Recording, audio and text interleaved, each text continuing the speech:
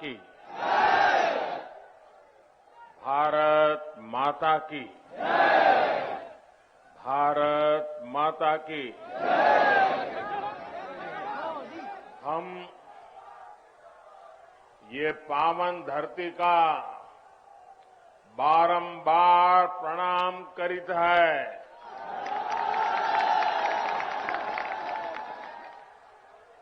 आज हमें आदि शक्ति मां पाटेश्वरी की पावन धरती और छोटी काशी के नाम से विख्यात बलरामपुर की धरती पर फिर आवे के मौका मिला। आपसे हमें खूब आशीर्वाद मिला है।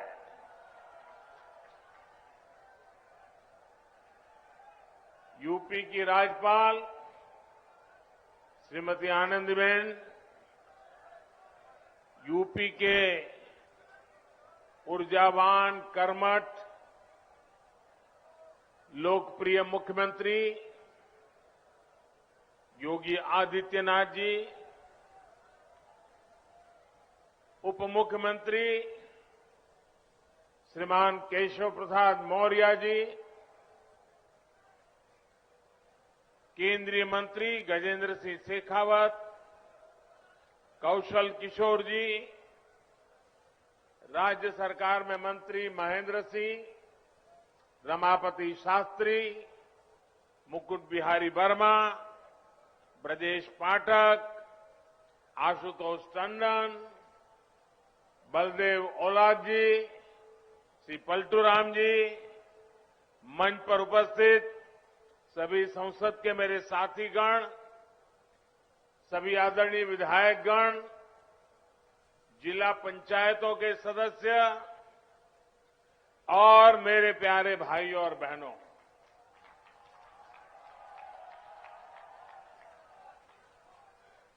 क्रांतिकारियों की इस धरती ने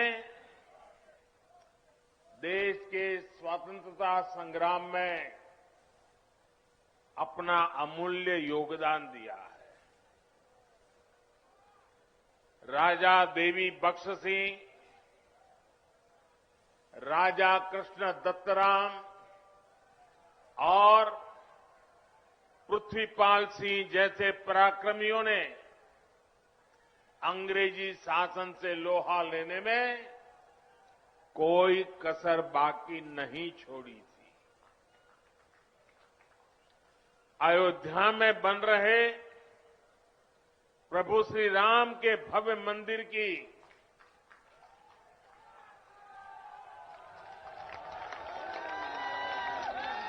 जब जब बात होगी,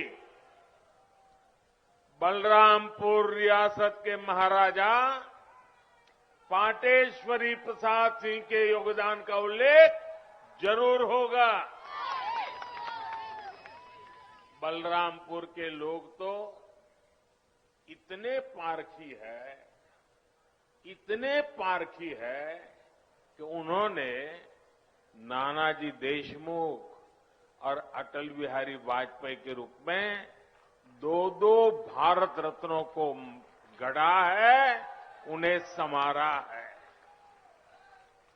साथियों, राष्ट्र निर्माताओं और राष्ट्र रक्षकों की इस धरती से मैं आज देश के उन सभी वीर योद्धाओं को भी श्रद्धांजलि दे रहा हूं जिनका 8 दिसंबर को हेलीकॉप्टर हादसे में निधन हो गया। भारत के पहले chief of defence staff general Bipin Rawat ji का जाना हर भारत प्रेमी के लिए, हर राष्ट्र भक्त के लिए बहुत बड़ी क्षति है। जनरल बिपिन रावत जी जितने जांबाज थे, देश की सेनाओं को आत्मनिर्भर बनाने के लिए जितनी मेहनत करते थे, पूरा देश उसका साक्षी रहा है। एक सैनिक सिर्फ उसी समय तक सैनिक नहीं रहता जितने दिन वो सेना में रहता है। उसका पूरा जीवन एक योद्धा की तरह होता है। अनुशासन, देश की आन बान शान के लिए वो हर पल समर्पित होता है। गीता में कहा गया है, नैनम छिदन्ति शस्त्राणि, नैनम दहति पावकः, ना शस्त्र उसे छिन्न भिन्न कर सकते हैं, ना अग्नि उसे जला सकती है। जनरल बिपिन रावत आने वाले दिनों में अपने भारत को नए संकल्पों के साथ वे जहां होंगे वहां से भारत को आगे बढ़ते हुए देखेंगे। देश की सीमाओं की सुरक्षा बढ़ाने का काम, बॉर्डर इंफ्रास्ट्रक्चर को मजबूत करने का काम, देश की सेनाओं को आत्मनिर्भर बनाने का अभियान, तीनों सेनाओं में तालमेल सुदृढ़ करने का अभियान, ऐसे अनेक काम तेजी से आगे बढ़ता रहेगा। भारत दुख में है, लेकिन दर्द सहते हुए भी हम न अपनी गति रोकते हैं और न ही हमारी प्रगति। भारत रुकेगा नहीं, भारत थमेगा नहीं। हम भारतीय मिलकर और मेहनत करेंगे। देश के भीतर और देश के बाहर बैठी हर चुनौती का मुकाबला करेंगे। भारत को और शक्तिशाली और समृद्ध बनाएंगे। साथियों, यूपी के सपूत देवरिया के रहने वाले ग्रुप कैप्टन वरुण सिंह जी का जीवन बचाने के लिए डॉक्टर जी जान से लगे हुए हैं। मैं मां पाटेश्वरी से उनके जीवन की रक्षा की प्रार्थना करता हूं। देश आज वरुण सिंह जी के परिवार के साथ है। जिन वीरों को हमने खोया है, उनके परिवारों के साथ है। भाई और बहनों, राष्ट्र प्रथम की भावना को सर्वोपरि रखते हुए देश आज हर वो काम कर रहा है जो 21वीं सदी में हमें नई ऊंचाई पर ले जाए। देश के विकास के लिए ये भी बहुत जरूरी है कि पानी की कमी कभी बाधा न बने। इसलिए देश की नदियों के जल के सदुपयोग हो, किसानों के खेत तक पर्याप्त पानी पहुंचे, ये सरकार की सर्वोच्च प्राथमिकताओं में से एक है। सरयू नहर राष्ट्रीय परियोजना का पूरा होना इस बात का सबूत है कि जब सोच ईमानदार होती है तो काम भी दमदार होता है।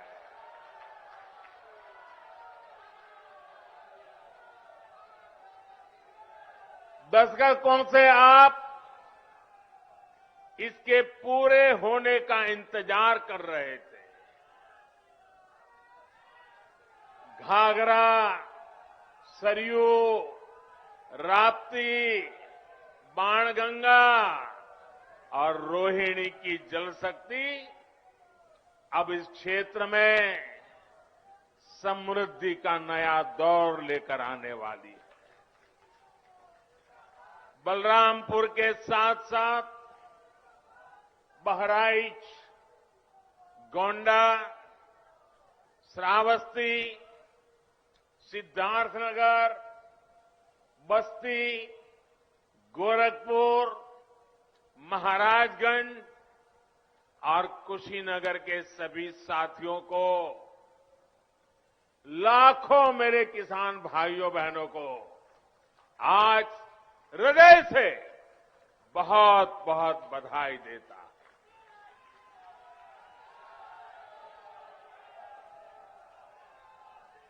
बारिश के मौसम में इस क्षेत्र में जो परेशानियां आती हैं, उनका हल निकालने में इससे मदद मिलेगी। और मैं जानता हूं मेरे प्यारे भाइयों बहनों, हमारे यहां तो इतिहास गवाह है, अगर किसी ने प्यासे को एक प्याला भर पानी पिला दिया होता है तो वो इंसान जीवन भर कभी उस ऋण को भूलता नहीं है, जीवन भर उस इंसान को भूलता नहीं। और आज लाखों किसानों के प्यासे खेत जब पानी प्राप्त करेंगे, मुझे पक्का भरोसा है आपके आशीर्वाद जीवन भर हमें काम करने की ताकत देंगे। आपके आशीर्वाद हमें नई ऊर्जा देंगे। भाइयों बहनों, आज मैं ये भी कहना चाहूंगा, विशेष रूप से वो किसान जिनके पास 2 हेक्टेयर से कम भूमि है, उनके लिए सिंचाई की ये व्यवस्था जीवन बदलने वाली होती है। जैसे कोई व्यक्ति मृत्युशैया पर पड़ा हो, उसको ब्लड की जरूरत हो, लहू की जरूरत हो, रक्त की आवश्यकता हो, और जैसे ही डॉक्टर रक्त ला करके उसको चढ़ाएं और उसकी जीवन बच जाता है, इस पूरे क्षेत्र के खेतों को ऐसी ही नई जिंदगी मिलने वाली है।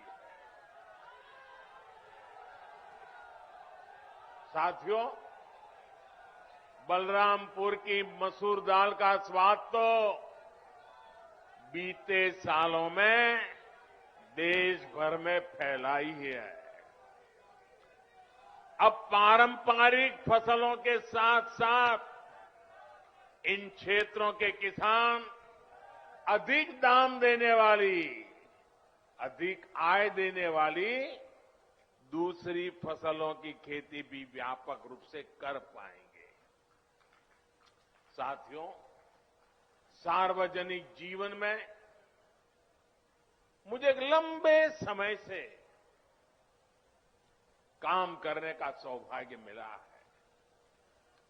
मैंने पहले की कितनी ही सरकारें देखी है, उनका कामकाज भी देखा है। इस लंबे कालखंड में जो मुझे सबसे अधिक अखरा,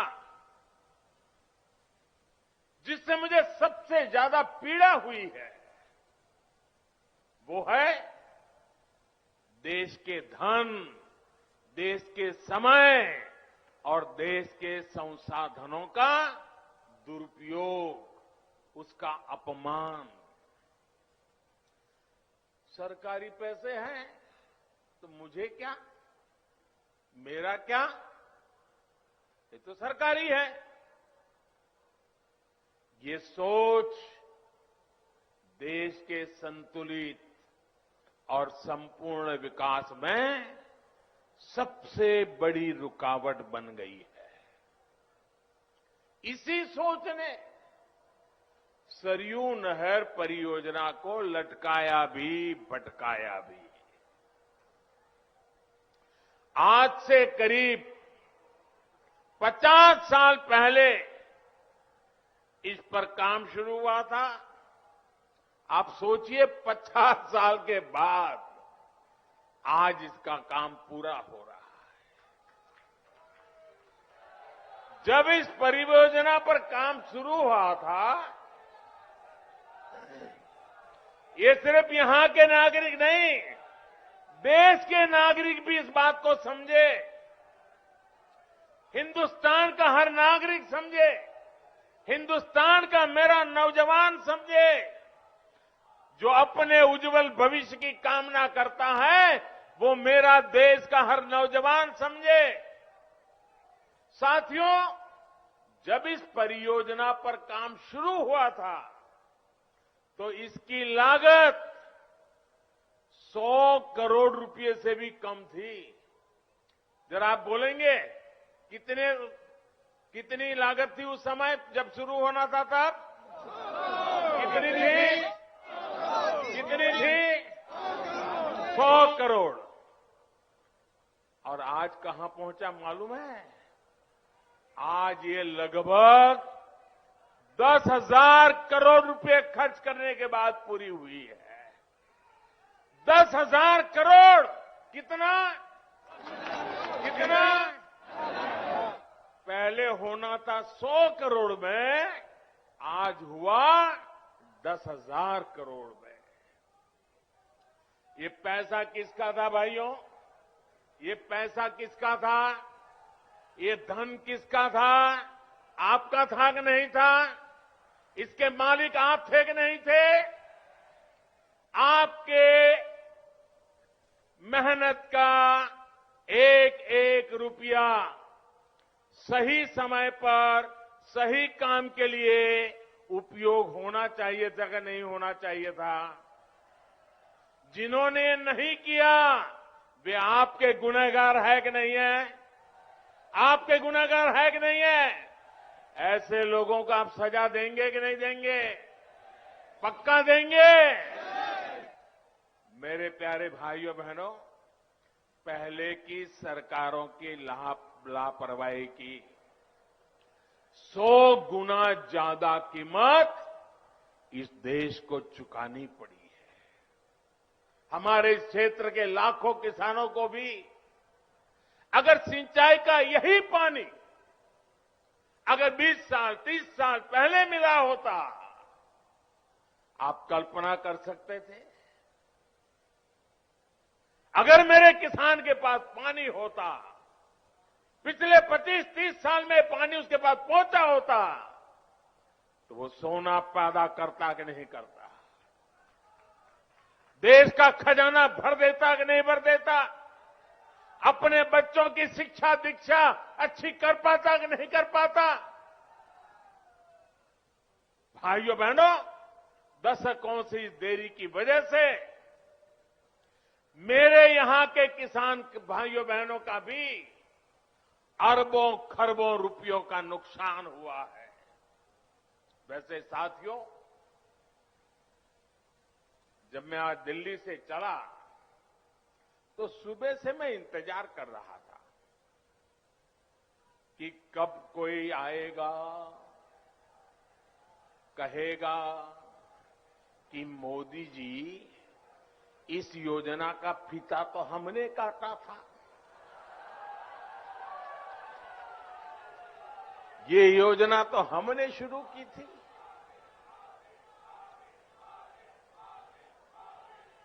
कुछ लोग हैं जिनकी आदत है ऐसा कहने की। हो सकता है बचपन में इस योजना का फीता भी उन्होंने ही काटा हो। साथियों, कुछ लोगों की प्राथमिकता फीता काटना है। हम लोगों की प्राथमिकता योजनाओं को समय पर पूरा करना है।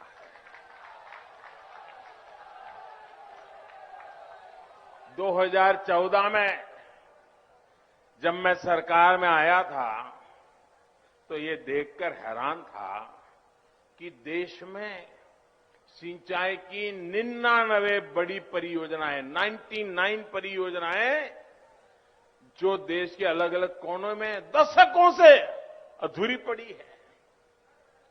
हमने देखा कि सरयू नहर परियोजना में कितनी ही जगहों पर नहरें आपस में जुड़ी ही नहीं थी, पानी आखिरी छोर तक पहुंचाने की व्यवस्था ही नहीं थी। सरयू नहर परियोजना में जितना काम 5 दशक में हो पाया था, उससे ज्यादा काम हमने 5 साल से पहले करके दिखाया है। साथियों, यही तो डबल इंजन की सरकार है। यही तो डबल इंजन सरकार के काम का रफ्तार है। और आप याद रखिए, योगी जी के आने के बाद हमने बाण सागर परियोजना का लोकार्पण किया। कुछ दिन पहले ही अर्जुन सहायक नहर परियोजना का लोकार्पण किया। इसी हफ्ते गोरखपुर में जो फर्टिलाइजर कारखाने और एम्स का लोकार्पण किया गया, उनका भी बरसों से इंतजार हो रहा था। कुशीनगर इंटरनेशनल एयरपोर्ट की भी फाइलें बरसों से चल रही थी, लेकिन इस एयरपोर्ट को भी शुरू करवाने का काम डबल इंजन की सरकार ने ही किया है। साथियों, हमारी सरकार किस तरह बरसों पुराने सपनों को साकार कर रही है, इसका एक और उदाहरण केन बेतवा लिंक परियोजना भी है। सालों से इस परियोजना की मांग हो रही थी।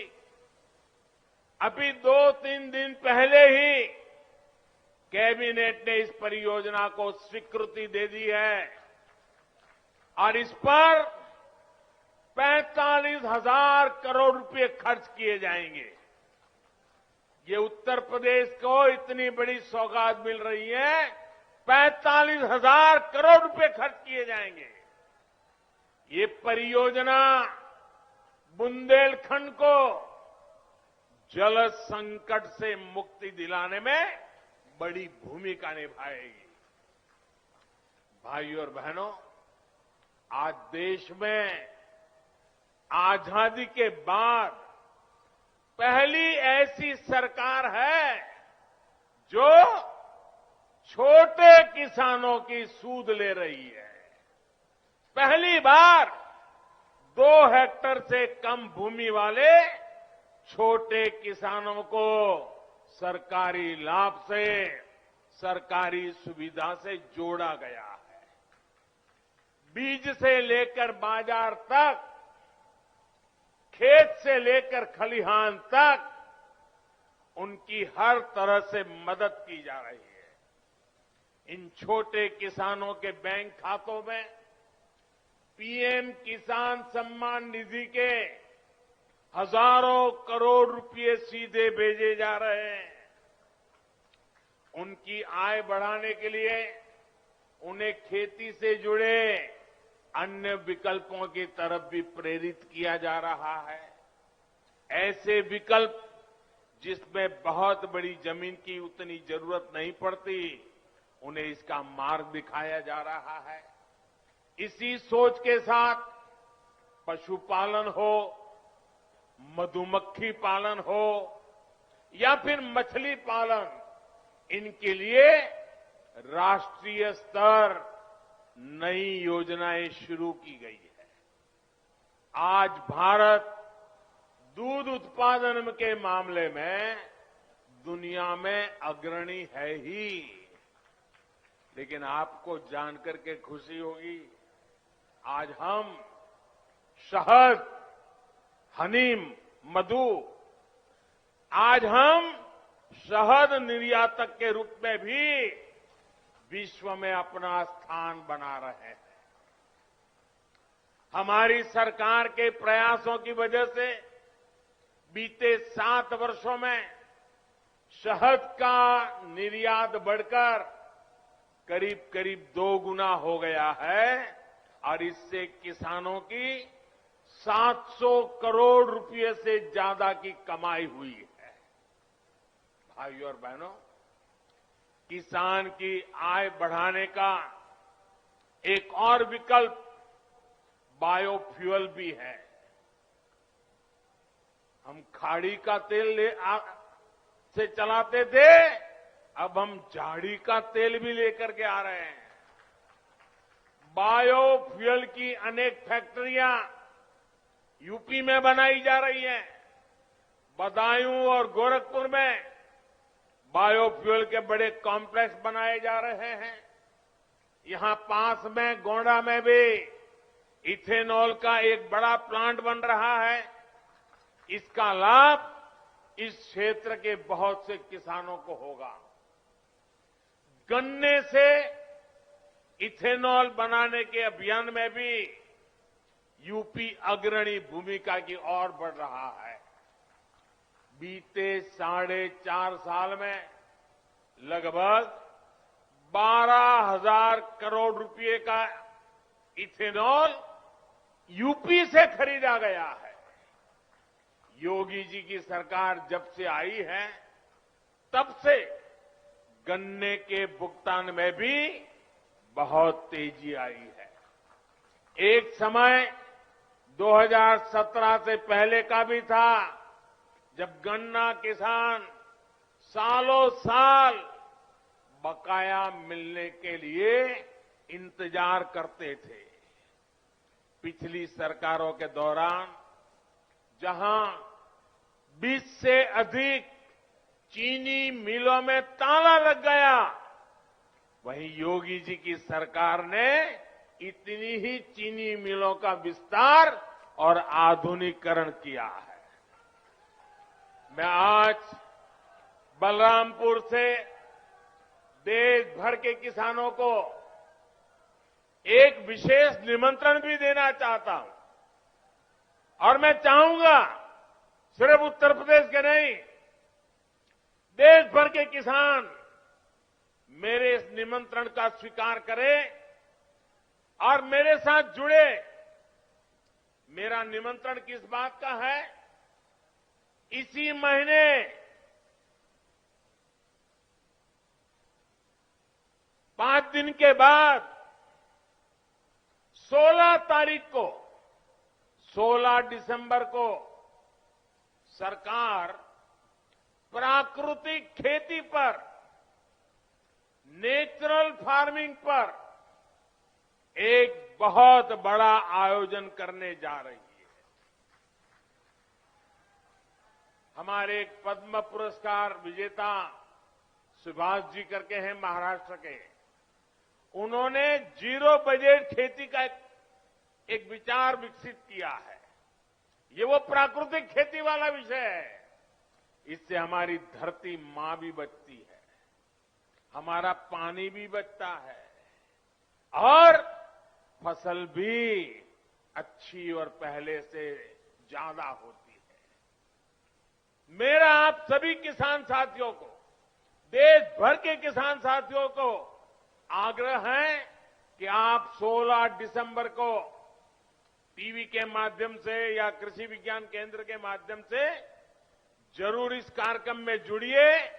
आप हमारी बात को समझेंगे, मुझे पक्का विश्वास है आप उसको अपने खेत में लागू करेंगे। ये आपको बहुत लाभकारी होने वाला है।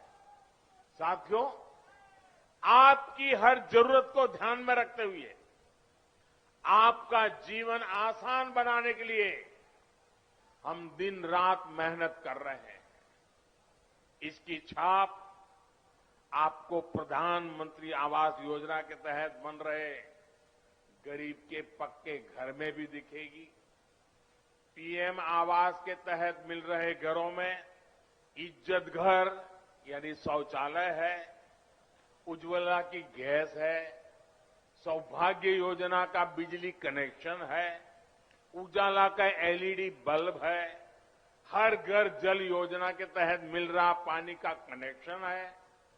और मुझे तो खुशी तब होती है क्योंकि मैं इस क्षेत्र में कभी दौरा कर चुका हूं, मुझे मालूम है जब यहां मेरे थारू जनजाति के भाई बहनों को भी इन योजनाओं का लाभ मिल रहा है तो भी हमें खुशी भी ज्यादा होती है और हमें आशीर्वाद भी ज्यादा मिलता है।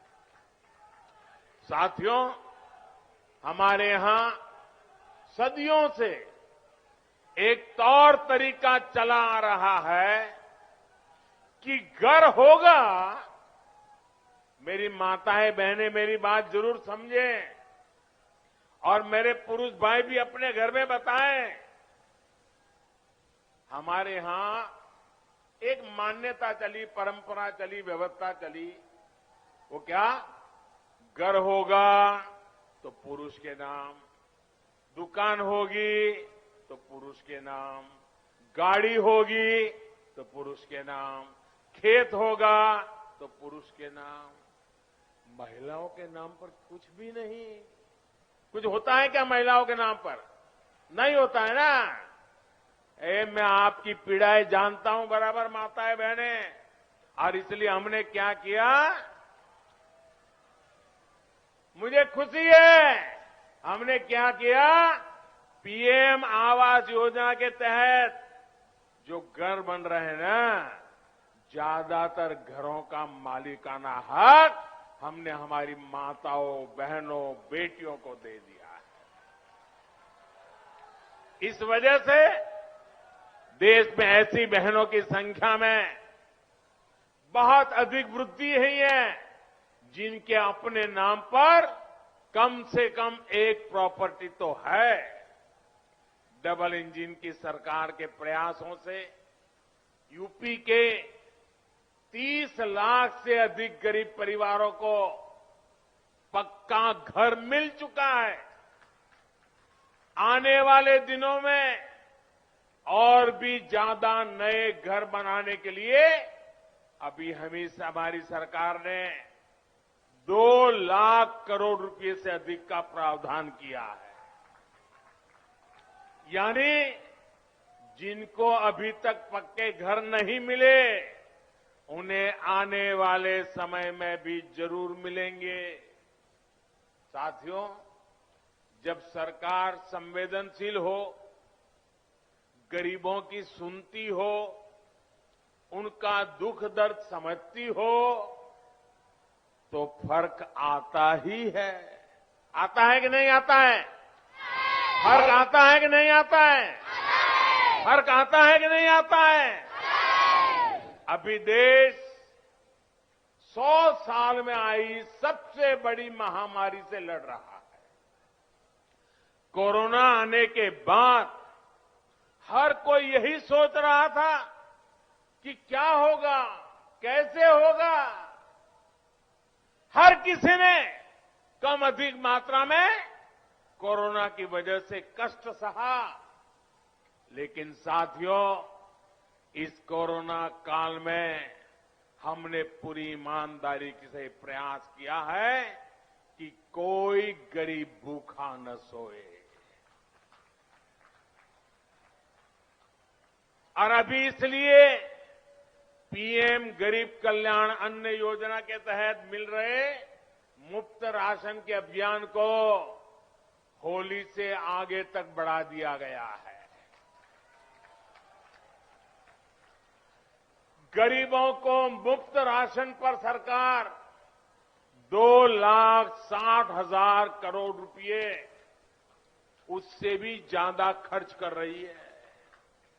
भाइयों और बहनों, पहले जो सरकार में थे,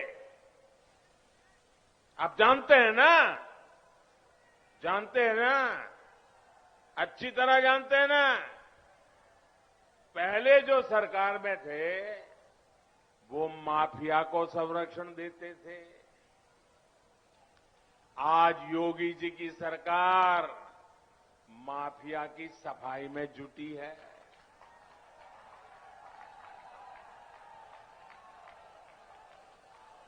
तभी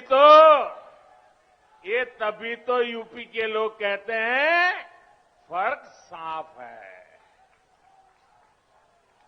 पहले जो सरकार में थे वो बाहुबलियों को बढ़ाते थे।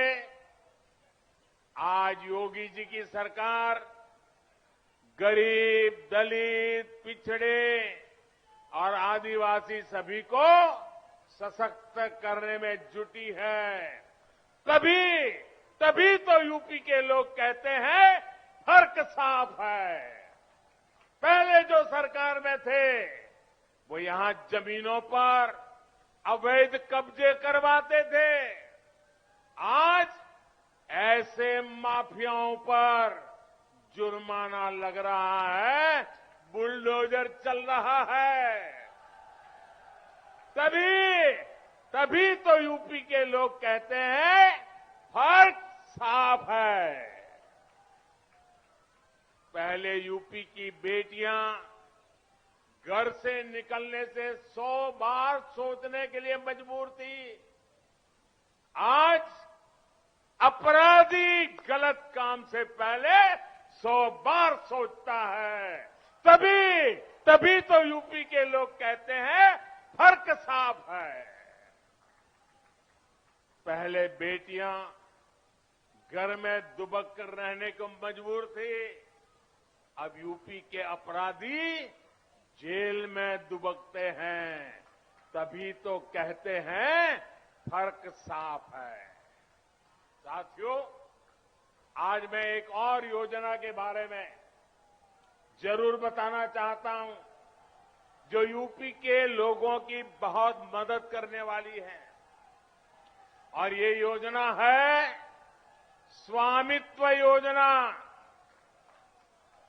स्वामित्व योजना के तहत आज गांवों में प्रॉपर्टी की मैपिंग कराकर घरों के, खेतों के मालिकाना हक के कागज लोगों को दिए जा रहे हैं।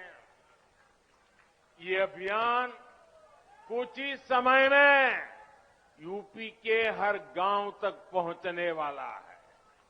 इससे आपको अवैध कब्जे के डर से मुक्ति मिलेगी और बैंकों से मदद लेना भी आपके लिए आसान हो जाएगा। अब गांव के युवाओं को बैंक से अपने काम के लिए पैसा जुटाने में दिक्कत भी नहीं आएगी। साथियों, हम सभी को मिलकर उत्तर प्रदेश को नई ऊंचाई पर ले जाना है। उत्तर प्रदेश की नई पहचान देनी है। उत्तर प्रदेश को दशकों पीछे धकेलने वाले लोगों से आपको निरंतर सतर्क रहना है।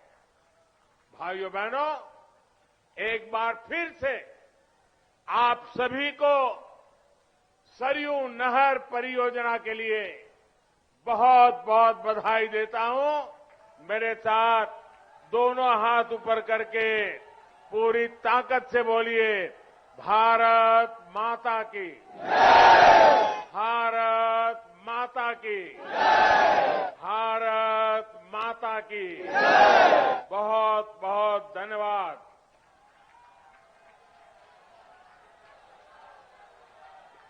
बहुत बहुत धन्यवाद माननीय, आपके ओजस्वी संबोधन के लिए। हमेशा की तरह इस बार भी आपने सब में नई ऊर्जा, नई शक्ति भर दी आत्मनिर्भर भारत के निर्माण के लिए।